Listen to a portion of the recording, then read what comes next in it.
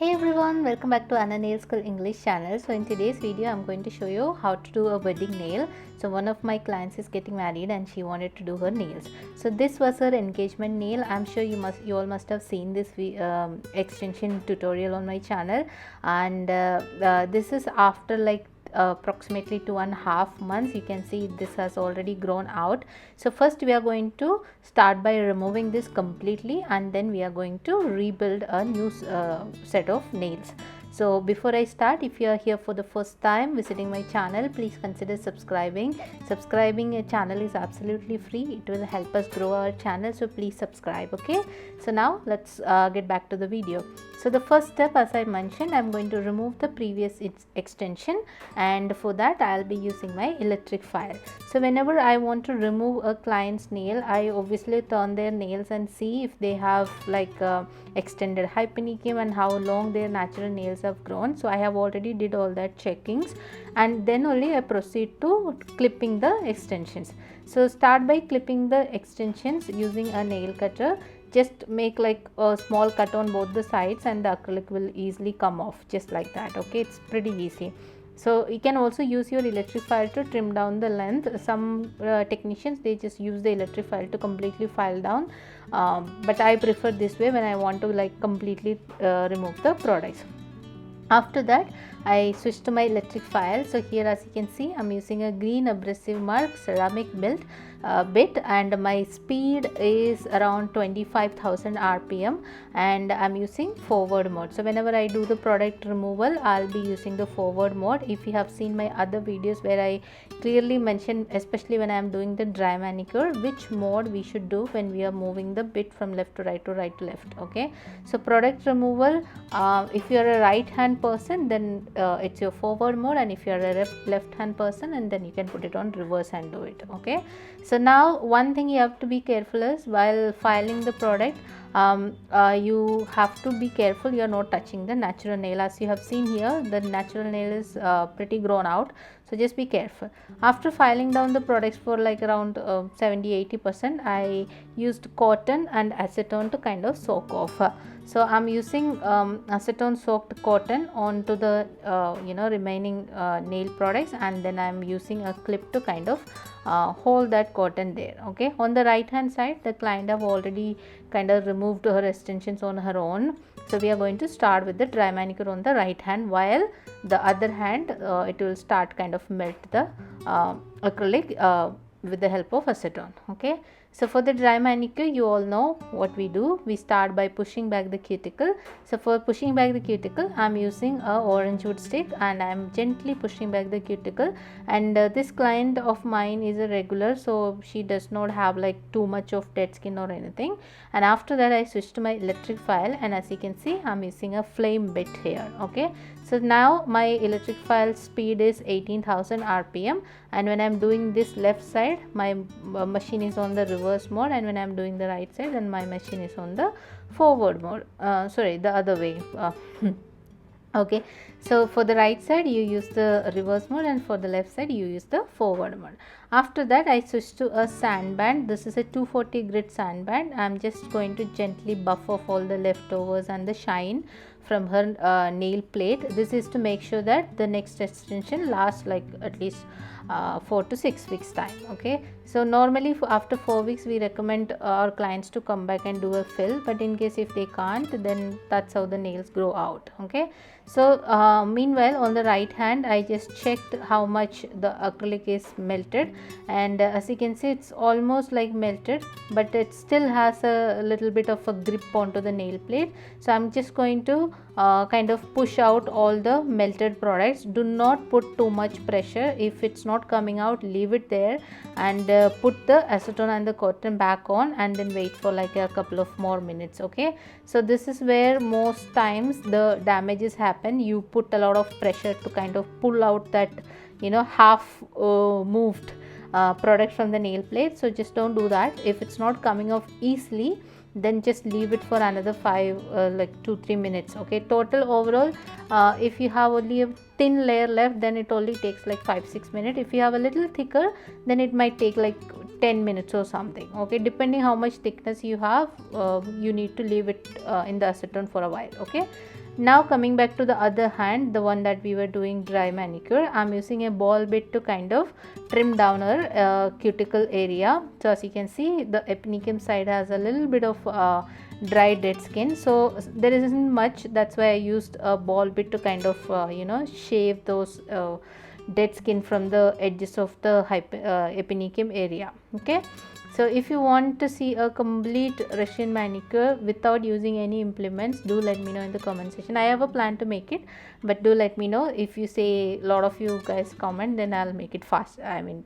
quickly, faster for you. Okay, so here I'm again just kind of removing all the hang nails and the cuticle side here.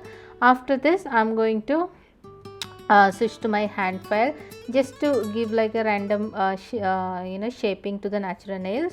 I use fresh files for all my clients, so here I'm kind of filing the edges of the new file so that it won't hurt the client. Okay, if you're I always use new files. There are people who wash and reuse the files. I don't recommend that, but I am using a fresh file for like every client. But whenever I use a fresh file, I just kind of use an old file to kind of blend the edges. Okay, because they are like really sharp. And for this client, the thing is, she has really soft skin under the nail. Okay, the puffy part na, that is like really soft. No matter how hard I try, she get one cut at least. That is guaranteed, even if I try my best. Okay, so now that we are kind of regularly doing, so we know the weakness of the client's skin, so we accordingly change our technique a bit. Okay, I'm literally barely touching her nails just to make sure that I'm not cutting anywhere. Okay, so if you have any dirt or anything under the nails, just use your orange shoot sticks to kind of remove it. And as you can see, I always wear gloves and I always wear masks just for my safety. Okay, so if you are new to this game, this self protection is very important. You have to always have your gloves on, and you should also wear your mask whenever you're working. As you can see, I just buffed all the nails and all, so you can already see there is like a lot of fine dust in the air. Okay, so just make sure you're self protected. Okay, now I'm going to start measuring the tips. So I'll be using a coffin transparent plastic tips here. So I'm going to start measuring it. So I pick up a size, random size, just by looking at the fingernails, and then I just check if it's fitting from side to side. Okay, so the tip should always fit around the growth area perfectly from side to side. Okay, so I picked up all the right sizes, and then here I'm going to do a little extra step. Okay, if you're a beginner, you can definitely follow this step. I use my electric file, or even you can use your hand file, but if you're using hand file, instead of inside, you'll file on the top side. Just make sure your tips are thin. Okay, so especially for beginners, if you make your tips thin this way and then you attach it, when you blend it, you don't have to file too much, and you can completely avoid damaging the natural nails. Here remember, the natural nails are already prepped, filed and prepped, so we don't want to over file. And when you're filing on top of the nail to blend it, we only touch with the file where the tip edges are. Okay, so here I applied a little bit of glue, and then I'm attaching the tip straight. Just make sure there is no gap between the tip and the nail plate, and then it's side to side, like properly connected, and it's straight. Okay, that is the most important thing. It has to be straight. Okay, in case if you think it's not straight, then obviously you have to remove it and redo it. Okay, so how do you remove it? You can use acetone to kind of break it and then remove it, or you can just file it off. Okay, there is no other way. Don't pull it out. Okay, because the glue is very strong.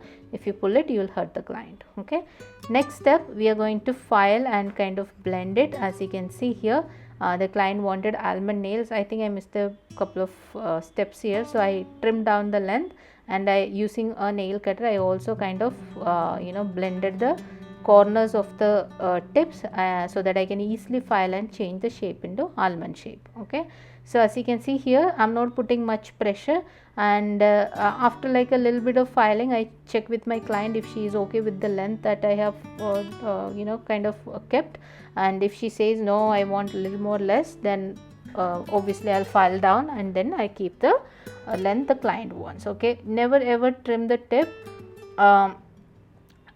less than what the client have asked for. Leave a little extra, So you can always file down and shorten it, but once you shorten it you can't go back and make it bigger, right? So just be careful about that. And after making the almond shape, I'm just gently blending the edges. There isn't much, as I have showed you before. I use my electrifier to kind of cut down the thickness, so it's like 70% thickness is already gone. So I just have to kind of just touch it and then it's already blended. Okay, and I also buffed it, and then I cleaned the nail plate with alcohol, and then I'm here applying dehydrator. So dehydrator is basically going to remove all the oil, moisture from your nail plate. We need a dry nail bed so that the product adheres to the nails like with a strong bond. Okay, so next step is to apply primer. Primer basically acts as a bond between your nail plate and the product, so which again helps you get like more better adhesion between the product and the nail. And now it's time for us to start with the application. As you know, I'm going to do acrylic extension. So here I think I used a transparent acrylic here. This is from Glam and Glitz because that's my favorite, so far my favorite clear acrylic. It's almost over. You all must have like some favorite brands, right? Do let me know which is your favorite acrylic brand. Okay, so the clear acrylic, the challenge is clear acrylic is a little rainier than the color cover acrylics. Okay, so just be careful. As you can see, whenever I do the first nail, even though I know how the consistency and all, but still it's a little out of place. But here, as you can see, I kind of pulled that bead. I kind of did a 1 bead application. You can go for a 2 bead application also, that's totally fine. So I'm using my brush to kind of pat down and create the apex and the architecture we want. Now it looks a little cloudy, but that's totally fine. When you top coat it, it will be like clear, okay, glass like clear. So now on the second finger, as you can see, instead of doing the 1 bead application, I decided to do a 2 bead application. So I have more control on the architecture of the nails. Okay, so on the first bead, I placed it where I have the tips attached, and then I'm using my brush to kind of create the thickness from the mid side of the nail to the free edge of the nail. And after that, I'm taking another bead which I am going to place at the towards the cuticle area, little far from the cuticle area. Then I am going to use my brush to kind of tuck in the product close to her cuticle, and at the same time I am making sure that the bead is not running to the side walls. Okay, so you have to have your eyes on all over the places and just make sure you are controlling the bead because a lot of technicians, they just don't care if the product is going on to the skin or not. So the better you avoid the skin skin contact of the product, you will be saved from the allergies. Okay, the more you get exposed to these chemicals, your chances of getting allergies are high. So just make sure that you are learning how to control the acrylic. Okay, especially for beginners. Experienced techs, obviously they know how to work with it. So just make sure you're able to control the product when you are doing the application. Okay, so now we have kind of completed the application. This is how it looks, pretty clean.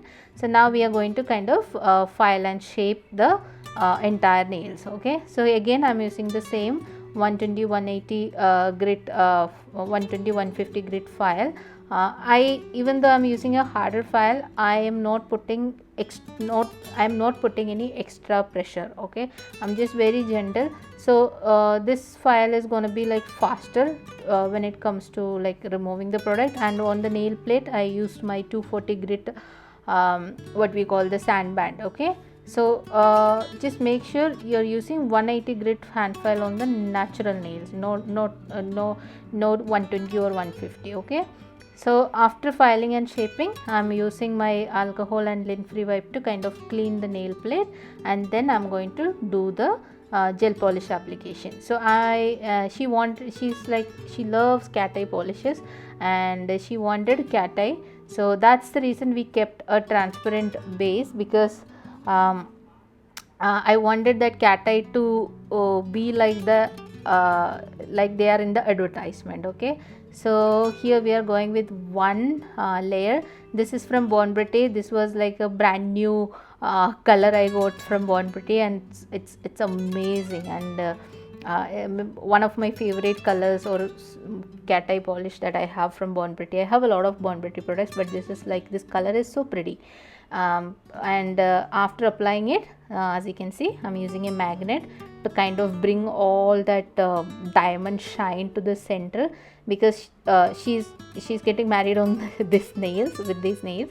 So this is going to show up on all the pictures, and added a bunch of stones here and there as per her wish. And this is the final look. She loved it, and I think it looks totally cute, not over the top, subtle, but at the same time it's like a showstopper. Okay, so that's the video for today, guys. I hope you guys enjoyed this video. If you like this video, don't forget to like, share, comment, and I'll see you soon on my next video. Any feedback, comments, please feel free to write in the comment section, and I'll respond to almost all the comments. Thank you for watching. Bye bye.